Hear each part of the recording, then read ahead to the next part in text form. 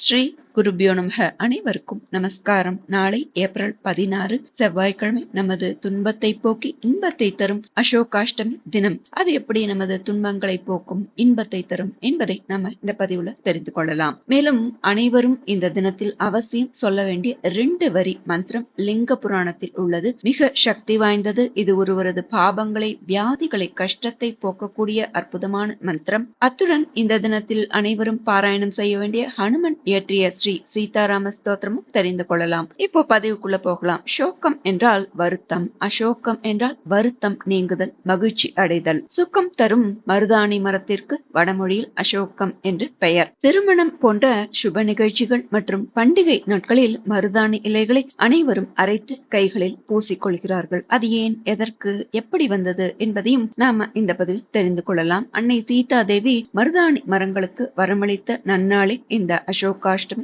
தினம். அசோகாஷ்டமி பற்றி பார்ப்பதற்கு முன் மருதாணியின் மகத்துவமும் பற்றி நாம் கொஞ்சம் தெரிந்து கொள்ளலாம். அது இந்த பதிவு சார்ந்த ஒன்றுதான். நமது மரபில் ஒவ்வொரு சிறு சடங்குகளும் சம்பிரதாயங்களும் காரண காரியத்தோடு உருவாக்கப்பட்டது. அந்த வகையில் பெண்கள் தங்களது கையில் மருதாணி அணிந்து கொள்வது என்பது வெறும் அலங்காரத்திற்காக மட்டுமல்ல, அந்த மருதாணிக்கு பின் ஆச்சரியமூட்டும் அறிவியல் நன்மைகளும் ஆன்மீக முக்கியத்துவமும் பொதிந்துள்ளது. மருதாணி அணிந்து கொள்வது எத்தனை நல்லதோ அதை போலவே மருதாணி மரம் வளர்ப்பதும் மிக மிக சிறப்பானது. வாஸ்து சாஸ்திரப்படி மகாலட்சுமியின் அம்சமான மருதாணியை வீட்டின் முன் வளர்த்து வர சகல பாக்கியமும் கிட்டும், எல்லா ஐஸ்வர்யமும் வந்து சேரும். மேலும் மருதாணி என்பது சுக்கிரனின் அம்சமாக கருதப்படுகிறது.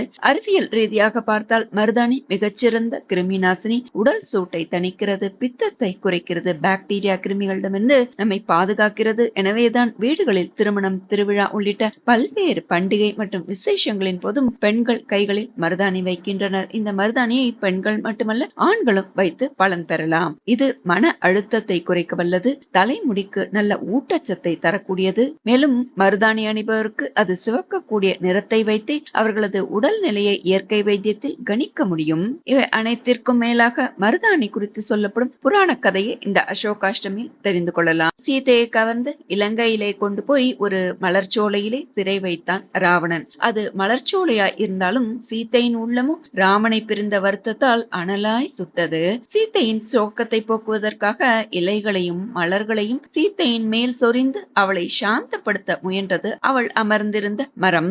சீத்தையின் தாபத்தையும் சோகத்தையும் தணித்த அந்த மரம்தான் அசோக மரம். அந்த மரம் எப்படியாவது ராமன் வந்து சீத்தையை மீட்டு செல்ல வேண்டும் என்று பகவானை பிரார்த்தனை செய்ததாம். அந்த பிரார்த்தனையும் விரைவில் நிறைவேறியது. சீத்தை அசோகவனத்தில் சிறையிலிருந்து விடுபட்ட போது அந்த மரங்கள் எல்லாம் பிரியா விடை கொடுத்தன. அப்போது அன்னை சீதா தேவி இந்த அசோக மரங்களை நோக்கி, உங்களுக்கு என்ன வரம் வேண்டும் கேளுங்கள் என்று சொல்ல, அம்மா, பதிவிரத்தையான தங்களுக்கு வந்த இந்த துன்பம் வேறு எந்த பெண்ணுக்கும் வரக்கூடாது என்று கேட்டதாம் அந்த மரங்கள். அசோக மரங்களுக்கு மருதாணி மரம் என்ற பெயரும் உண்டு. சீதா தேவியும் அந்த மருதாணி மரங்களை பார்த்து, உங்களை யார் தண்ணீர் விட்டு வளர்க்கிறார்களோ, பூஜிக்கிறார்களோ, மருதாணி இலையை தங்கள் கைகளில் பூசிக்கொள்கிறார்களோ, இலைகளை யார் ஜபித்து உண்கிறார்களோ அவர்களுக்கு எந்த துன்பமும் நேராது, உன்னை அணிபவருக்கு அனைத்து விதமான சுபிக்ஷங்களும் கிடைக்கும் என்று வரமளித்தாள். அதனாலேயே இன்றும் திருமணத்திற்கு முன்பாகவும் மற்ற சுப காரியங்களின் போதும் பெண்கள் மருதாணி அணிவதை ஒரு சடங்காகவே வைத்திருக்கின்றனர். பங்குனி மாத அமாவாசையிலிருந்து 8வது நாளில் வரும் அஷ்டமி திதிக்கு துன்பத்தை போக்கி இன்பத்தை தரும் சக்தி உள்ளது. அதுதான் நாம் இன்று கொண்டாடும் அசோகாஷ்டமி. பொதுவாக இது ஸ்ரீராம நவமிக்கு முதல் நாளே வரும். அன்று சுத்தமான இடங்களில் மருதாணி மரங்களை பயிர் சேவிக்கலாம். மருதாணி மரம் இருக்கும் இடத்திற்கு சென்று அங்கு தண்ணீர் ஊற்றி வழிபடலாம். சந்தனம், குங்குமம் வைத்து வணங்கி நமஸ்கரித்து 3 முறை வலம் வரலாம். இதற்கு 2 வரியில ஒரு ஸ்லோகம் இருக்கு. ஸ்ரீராமபிரானையும் அன்னை சீதா பிராட்டியும் மனதில் பிரார்த்தித்து முட்கள் இல்லாமல் 7 மருதாணி இலைகளை பறித்து அதை இந்த ஸ்லோகம் சொல்லி வாயில் போட்டு மென்று சாப்பிட துன்பங்கள், பாவங்கள் மற்றும் பற்பல நோய்களும் நீங்கும் அப்படின்னு இது லிங்க புராணத்துல சொல்லப்படுறது. சிலருக்கு சாப்பிடலாமா என்ற கேள்வியும் உண்டு. இது பற்றி தெரிந்தவர்கள் கமெண்ட் பாக்ஸில் தெரிவிக்கலாம். அந்த மந்திரம், துவாம் அசோக நராபீஷ்ட மது மாச சமுத்பவ பிபாமி சோக சந்தப்தோ மாமசோகம் சதா குரு. துவாமசோக நராபீஷ்ட மதுமாச சமுத்பவ பிபாமி சோக சந்தப்தோ மாமசோகம் சதா குரு. இதன் பொருள், ஓ மருதாணி மரமே, உனக்கு அசோகம் என்ற பெயரல்லவா? நீ துன்பத்தை போக்குவாயிற்றே. மது என்னும் வசந்த காலத்தில் நீ உண்டாகியிருக்கிறாய். நான் உனது அருளை பெறுவதற்காக உனது இலைகளை சாப்பிடுகிறேன். பலவித துன்பங்களால் சூழப்பட்டு இருக்கும் என்னை எனது துன்பங்களை எல்லாம் விலக்கி வசந்த காலம் போல் எவ்வித துன்பமும் இல்லாமல் என்னை நீ எப்போது பாதுகாப்பாயாக என்பது இந்த ஸ்லோகத்தோட பொருள். இதை சொல்லி மருதாணி இலைகளை சாப்பிட வேண்டும் என்று சொல்லப்பட்டுள்ளது. இதனால் நமது உடலில் தங்கியிருக்கும் பற்பல நோய்கள், துன்பத்திற்கு காரணமான பாபங்களும் விலகுகிறது என்கிறது லிங்க புராணம். அடுத்து இந்த தினத்தில் அனைவரும் சொல்ல வேண்டிய ஹனுமன் இயற்றிய ஸ்ரீ சீதாராம ஸ்தோத்திரம் பார்க்கலாம். இதை பக்தி ஸ்ரத்தையுடன் சொல்பவரது விருப்பங்களெல்லாம் பூர்த்தியாகும், தம்பதிகளுக்குள் அந்யோன்யம் ஏற்படுத்தும், பிரச்சனைகள் நீங்கும், மகிழ்ச்சி பெருகும், எல்லா விதமான செல்வங்களையும் அடைவார்கள். இதை இந்த நன்னாளில் சொல்ல தெய்வீக தம்பதியின் ஆசிகள் முழுமையாக கிட்டும் அப்படின்னு இந்த ஸ்தோத்திரத்தோட பலஸ்ருதி சொல்றது. நம்ம ஸ்தோத்திரத்தை பார்க்கலாம்.